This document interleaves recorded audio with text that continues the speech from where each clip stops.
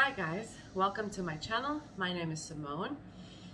For the next few videos, I'll be talking about light body activation, specifically referring to an article called Light Body Activation, channeled by Tashira Tachi-ren from Archangel Ariel. So in the article, they speak about the fact that there are 12 stages of light body activation, and also that every being is on a certain journey for a certain, however long, journeying down one path. But when that first stage of activation happens, their cells then trigger in them that it's time to change course, and they start to adjust accordingly for them to head down a different path. And the path headed in this direction is basically the path headed home. Okay, so where is home? What is home? Home is source. Okay, it's back to where it came from. Before then, it didn't remember that it came from there, that it came from somewhere. It didn't remember where home was. When the first stage of light body activation happens, it remembers that, oh, there is a place that I belong, and it starts a journey down that road. Okay, so the article also talks about the fact that the first stage happened globally, that this is something that is happening to the earth, and because we are part of the earth, it happens to us as well. So in terms of an earthly activation, the first stage of this infused energy, or this light energy that was infused into the cells of all beings on the planet, happened in 1988. And that basically, once that activation happened, it triggered it in the entire planet a change in course. Okay, isn't that wonderful and hopeful and exciting to imagine that there is some positive thing that is occurring on an earthly plane, not just on an individual level.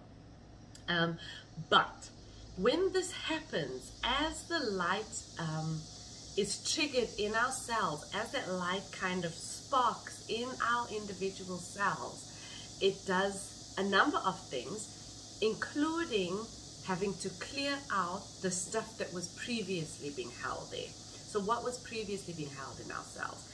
Our emotional, our mental, and our physical baggage, right? So now, in order for that light to have space, it needs to throw out all that baggage, all the toxins that have accumulated in our cells. If it happens very rapidly, this can lead to a lot of pain. This can lead to illness. And some of those symptoms include things like vomiting, diarrhea, nausea, acne, boils, other physical pains. For me, when I did my 3-day silent meditation, during that period, the days were wonderful. I was doing a lot of work to just become aware of what was happening on a mental, physical, and emotional level, right?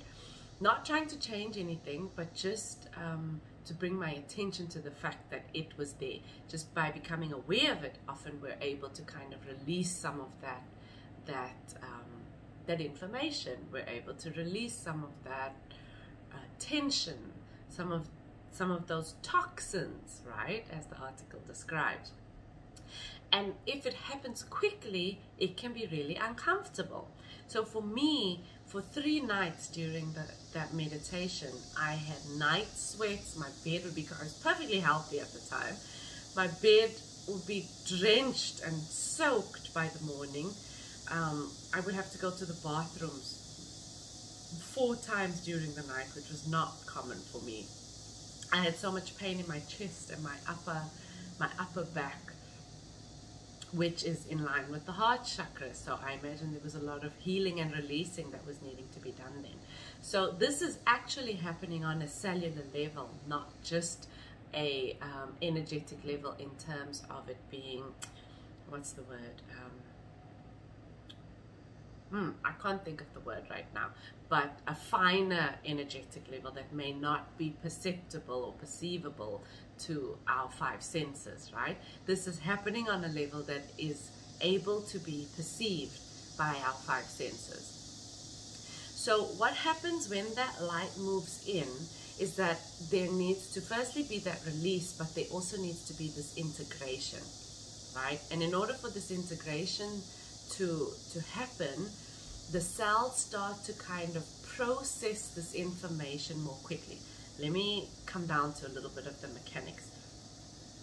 When this light is being sparked up in a cell, the cells have previously been processing food as a source of energy, okay?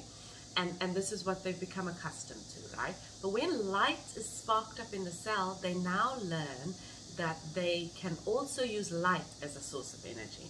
And so a mutational process begins, okay? The cells begin to learn that there is another way of being, okay? There is another way of processing information, of living. And this sparks at a DNA level an awakening of what can I say? An awakening of dormant codes, of basically of dormant codes in our physical being that then begin to mutate. They begin to wake up. That mutation is just a waking up, right? It's a realization that, hey, you have been here this whole time, you're capable of doing this, but you haven't been doing this because you haven't needed to do this. Now wake up, it's time to start doing it. And when that happens, the first stage of light body activation is actually triggered as the actual sparking and lighting up on a DNA level of whatever part of the DNA is connected with that first part of, or that first stage of light body activation. Okay, so as our cells learn that they can use light as a source of energy as well, they start to have to kind of process more quickly, right? So they're processing this food, they are almost metabolizing this food as a source of energy, and they're metabolizing energy as a source of energy, right? Light as a source of energy. And as this is happening, they're having to kind of work more quickly.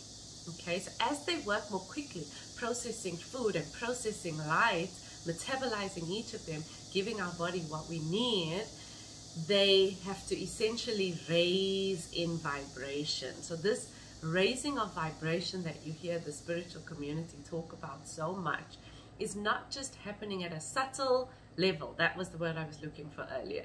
At a subtle energetic level. It's happening at a biological level as well. Our actual cells are raising in vibration. They are vibrating more quickly in order to process this information more quickly, in order to process the light coming in order to process, as well as process the food coming in. So what is happening in the brain at the time of this occurrence is the brain also now needs to catch up, right? So the cells in the whole body are changing and shifting, and in order for the brain to process this, new synapses are needing to be formed. As these new synapses are needing to be formed, it allows space now for more spiritual impulses to come in, right? So the more synapses that are formed in the brain, the more spiritual impulses are able to come in. Now, at a pineal and at a pituitary gland level, this wakes up the need for them to now activate their purpose in processing this information, right? So because we haven't needed to use our pituitary and our pineal gland as much in the past, now with all this light coming in, it's necessary for them to start forming or doing their role at a bigger scale than they have been. And those that have sunk down to the size, according to the article, those that have sunk down to the size of the pea now wake up and start to grow to the size of a walnut. And if you are familiar with the talks again that happen in spiritual communities, right, you can connect the pineal gland to the third eye, right? So the waking up of the third eye, and if you have heard of them speak about this connection, that the waking up the third eye is waking up the pineal gland. It's basically allowing us to see more of what's going on in our environment, what's happening on more planes of existence. We won't get into that just yet. And then the pituitary gland, connected to our crown chakra, connected to our connection or our relationship with source, our ability to communicate again on more planes. So as that wakes up, we allow more spiritual impulses, that which is happening around us that we cannot see, that is beyond our five senses, to then be able to be processed. Yeah. As these toxins are released, one final note, as these toxins are released and more light is infused, sometimes the process of release can happen very slowly until that light is integrated into the cells. When the light is integrated into the cells, the process of releasing those toxins can happen more quickly. So when that integration happens and you find people getting really sick from awakening, I've had people reach out to me online on my Instagram and tell me some of their symptoms, like, this is what's happening with me. Does this mean that I'm awakening? And though there may be a connection or a correlation between them, it doesn't necessarily mean causation. It doesn't mean that because I'm awakening in a light body activation sense, in a consciousness sense, right? Whatever sense of awakening is just becoming more aware or awake to more than what we have previously perceived as reality, right? It doesn't mean that if we have those symptoms that we are going through an awakening. There could be other things that are happening, or it could be directly caused from those symptoms. So what I would say is, notice what's happening at a mental level. Notice what's happening at a mental level and an energetic level, right? Also at an emotional level. That will be the sign that the physical symptoms are connected with spiritual awakening, in a sense, light body activation, or integration rather of that light. And then also what level or what stage of light body activation we're at, and many of us are at different stages. Some who commit to doing the work of actually activating their cells and activating the dormant DNA, right, that is in their bodies, those may experience symptoms that happen more quickly. Sometimes it happens spontaneously and suddenly, and this is known as like sudden enlightenment or sudden awakening, right? Or Satori, I think it's called in Japan. Could be wrong.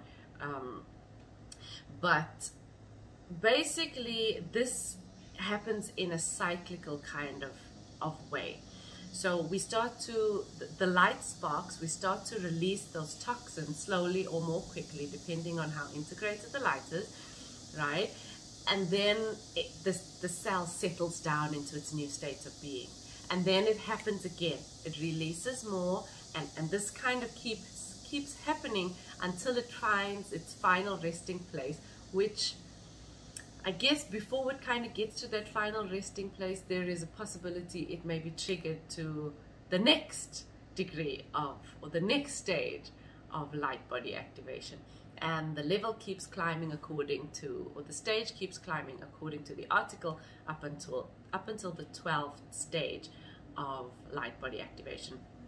In the next video, I will talk about stage 2, and I guess it will also depend as I move along. If it's a short area, then I might just combine some of the videos or some of the stages together. Otherwise, you can expect to have a video per stage, and I won't give a definite timeline. I won't say that I will release them once a week, but you can go ahead and hit the like button as well as the subscribe button, and then also the little bell. That little bell will let you know when the next video is out.